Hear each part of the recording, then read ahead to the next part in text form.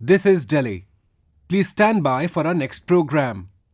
This is Akashvani. On the occasion of 14th National Voters' Day, we now bring you a message by Honorable Chief Election Commissioner of India, Shri Rajiv Kumar. ये आकाशवाणी है। 14वें राष्ट्रीय मतदाता दिवस के अवसर पर प्रस्तुत है भारत के माननीय मुख्य निर्वाचन आयुक्त श्री राजीव कुमार का संदेश।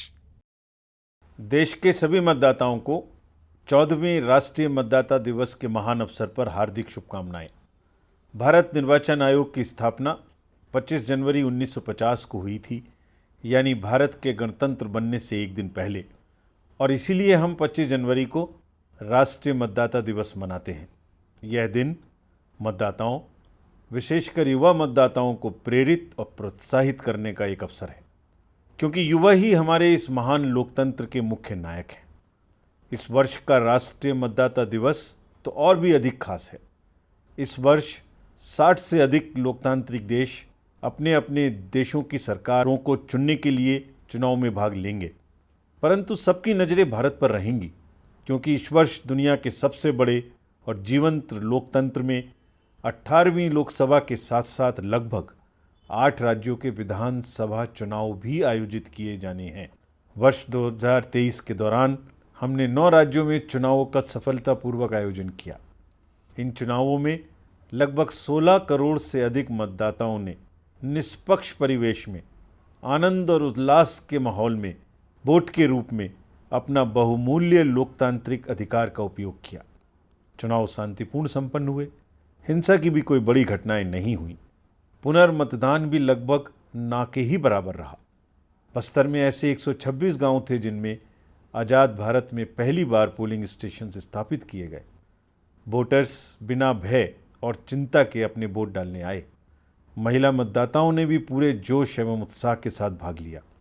इन राज्यों के कई निर्वाचन क्षेत्रों में महिलाओं ने पुरुष मतदाताओं को भी पीछे छोड़ दिया। आयोग के प्रयासों से लोकतंत्र के इस उत्सव में विशेष रूप से कमज़ोर जनजातीय समूहों यानी पर्टिकुलरली वल्नरेबल ट्राइबल ग्रुप्स का लगभग 100% रजिस्ट्रेशन वोटर लिस्ट में संभव हो पाया।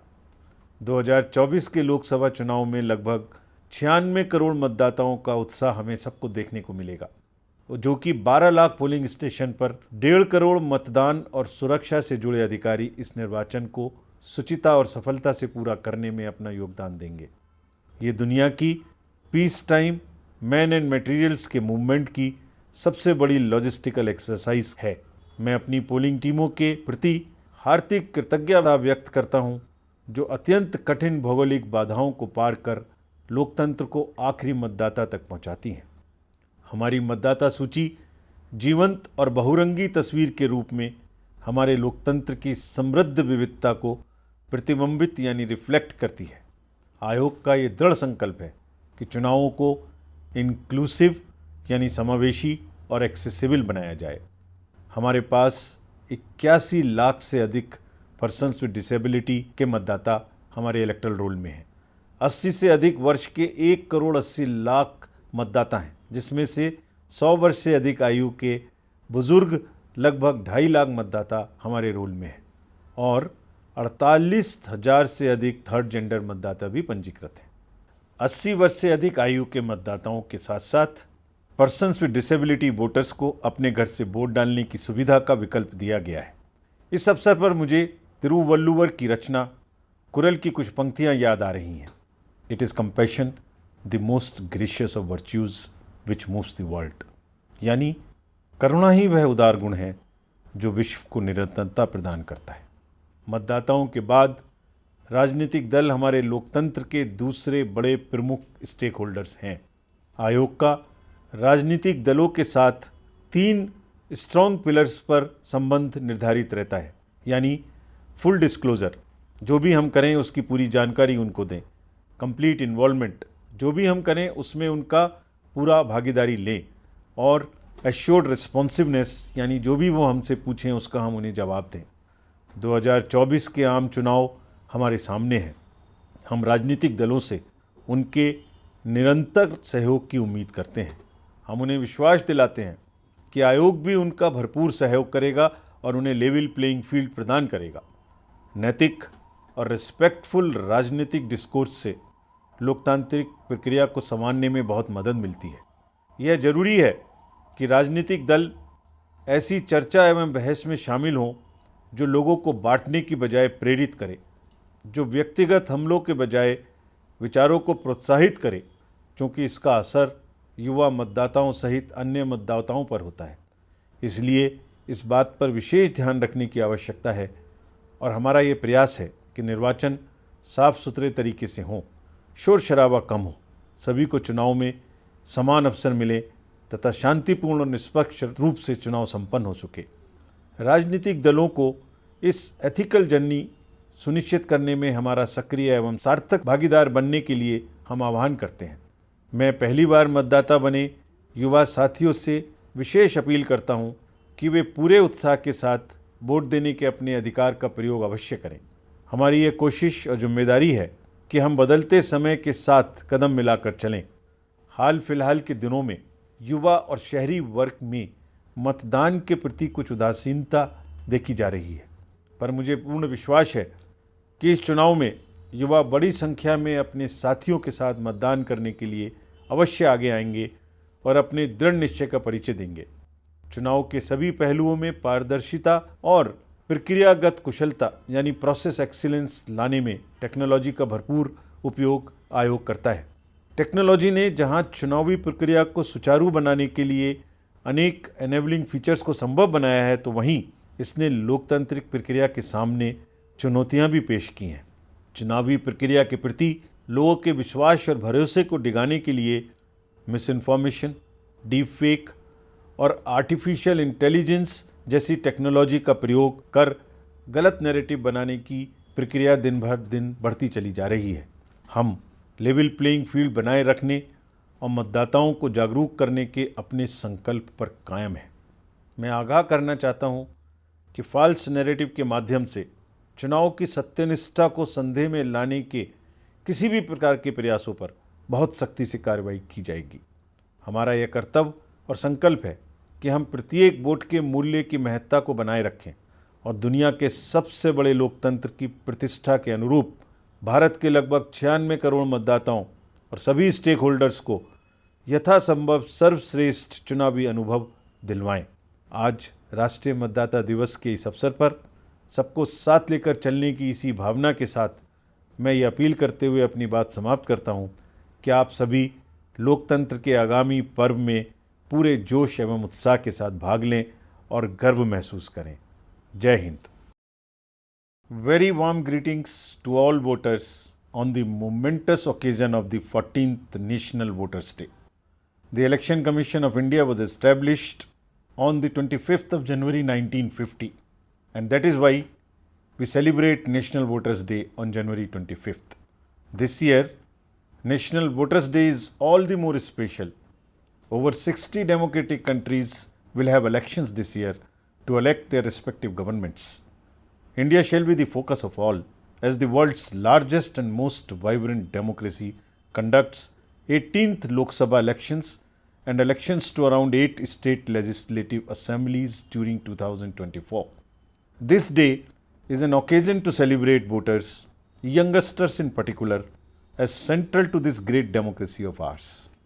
During 2023, the Commission successfully conducted elections in 9 states, where more than around 16 crore voters gave voice to their cherished democratic rights and voted in an atmosphere of fairness, confidence and joy. Elections were held peacefully, with no major incidents of violence and near zero repolls. In 126 villages of Bastar, polling stations were set up for the first time in independent India, where voters came to polling stations without any fear and anxiety. Women voters participated enthusiastically, even surpassing male voters in many constituencies across the 9 states. The Commission's efforts have meant 100% registration of particularly vulnerable tribal groups and to enable them to participate in the festival of democracy. In 2024, we will be having the world's largest peacetime logistical exercise of movement of men and materials to enable over 96 crore voters to exercise their franchise, spread over 12 lakh polling stations through over 1.5 crore plus election officials. Big thanks and appreciation to our polling teams who traversed the harshest terrains to deliver democracy to the last mile. Our focus has been to make the electoral experience pleasant, all-inclusive and inducement-free. Our electoral roll serves as a vibrant and diverse mosaic reflecting the rich diversity of our democracy. Recalling a few lines from Thiruvalluvar's Kural, it is compassion, the most gracious virtues, which moves the world. Reflecting this sentiment, it is the Commission's resolve to make our elections inclusive and accessible. We have over 81 lakh persons with disability as our voters, over 1.8 crore 80 plus voters, of which 2.5 lakhs are 100 plus age voters and over 48,000 third gender voters registered with us in our electoral rolls. Optional home voting facility is also available for 80 plus and PWD voters to vote from the comfort of their homes. Political parties are the pivot of our vibrant democracy. The Commission bases its engagement with political parties broadly on three pillars: full disclosures, complete involvement of them and assured responsiveness. Going into general elections 2024, we appeal to the political parties for their continued support and assure them of our fullest cooperation in providing level playing field. Fostering an ethical and respectful political discourse plays a critical role in shaping the democratic process and in influencing our young voters in particular. It is imperative that political parties engage in discussions that inspire rather than divide, that promote ideas instead of personal attacks. Political parties, our biggest stakeholders, must become our best partners in ensuring an ethical journey. And for the first time voters, I would like to take this opportunity to appeal to them to exercise their franchise with full enthusiasm. It is our endeavor and duty to zoom along with zoomers, connect with the young generations to mitigate youth and urban apathy that we are witnessing of late. I fervently believe that this year, 2024, the youth will make a resounding and emphatic statement by coming out to vote in large numbers and also motivating their peers to do the same. Technology has been leveraged for transparency and process efficiency in all aspects of elections. While technology has made possible many enabling features to enrich the electoral processes and make them easier, it has also posed various challenges to the democratic exercise world over. Misinformation, deepfake, and use of artificial intelligence are being increasingly used to undercut the faith and trust of the people in the electoral process. We, however, stand very firm in our resolve to maintain a level playing field and foster an informed electorate. Any attempts to compromise this fundamental tenet through false narratives will be met with swift, strong, and robust measures to uphold the integrity of our elections. We are confident and committed to give India's approximately 96 crore electors and all stakeholders, including political parties, the best possible electoral experience, truly befitting the largest democracy of the world. Today, on National Voter Day, in the spirit of inclusivity, I end my address with an appeal to each and every one of you, particularly the youth voters, to take part in the ensuing festival of democracy with full vigor and enthusiasm. जय हिंद। अभी आप 14वें राष्ट्रीय मतदाता दिवस के अवसर पर भारत के माननीय मुख्य निर्वाचन आयुक्त श्री राजीव कुमार का संदेश सुन रहे थे। On the occasion of 14th National Voters' Day, you were listening to a message by Honorable Chief Election Commissioner of India, Shri Rajiv Kumar. This broadcast came to you from the Delhi station of Akashvani.